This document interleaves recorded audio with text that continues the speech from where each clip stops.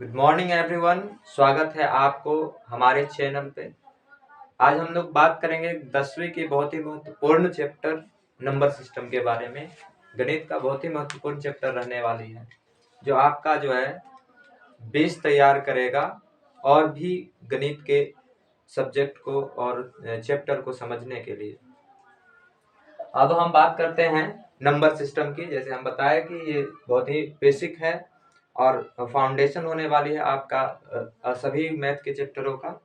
तो हम लोग बात करते हैं संख्या पद्धति की। तो संख्या पद्धति जैसा नाम से आपको देख रहे हैं, संख्या पद्धति दो शब्द हैं, संख्या और पद्धति। तो पद्धति समझने से पहले हम समझेंगे संख्या के बारे में। तो संख्या आपका अगर देखेंगे तो अब क्या है, गिनती या किसी भी वस्तु की मात्रा को दर्शाने वाले चिन्ह को हम क्या बोलते हैं, संख्या कहते हैं, है ना। आप परिभाषा में भी देख सकते हैं कि गिनती या मात्रा बताने वाले चिन्ह को संख्या कहते हैं। जैसे 1, 2, 3, √7, -5 इत्यादि। आप हम बात करते हैं संख्या पद्धति की। आप जैसे संख्या समझ लिए हैं तो आप संख्या पद्धति भी समझ जाइएगा। गिनती या संख्या को लिखने या समझने या अलग अलग प्रकार से बांटने की पद्धति को हम संख्या पद्धति कहते हैं। ये संख्या पद्धति को जैसे हम समझ लिए हैं कि इसको बांटने और अलग अलग तरह से लिखने समझने की जो पद्धति है उसको हम संख्या पद्धति कहते हैं।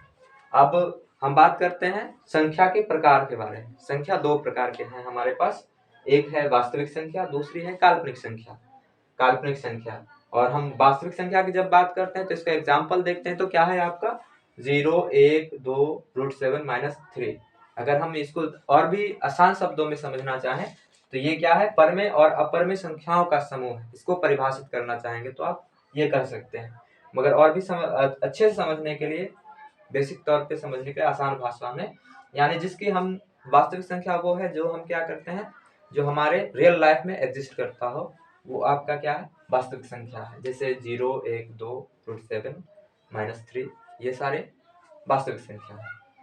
अब काल्पनिक संख्या जो एग्जिस्ट नहीं करता हो, है ना, जैसे √-1, ये इसका वैल्यू हम डिफाइन नहीं कर सकते हैं, ये कभी निकल ही नहीं सकता है। √-3 ये भी नहीं हो सकता है।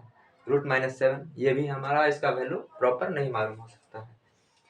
तो ये इसको हम आगे हायर क्लास में पढ़ते हैं, क्लास 12th और 11th में, वो आगे की बात है, हम लोग बात करेंगे। और आप देखना चाहेंगे तो अब इसको आगे और भी समझने के लिए वास्तविक संख्या को हमने बहुत सारे प्रकारों में बांटे हैं, जिसमें से हम महत्वपूर्ण 7 लिए हैं जो आपको समझने और आगे बढ़ने में मदद करेगी। जैसे प्राकृत संख्या है, पूर्ण संख्या है, पूर्णांक संख्या है, अभाज्य संख्या है, भाज्य संख्या है, परिमेय संख्या है और अपरिमेय संख्या है। इसी को हम आगे और भी समझेंगे।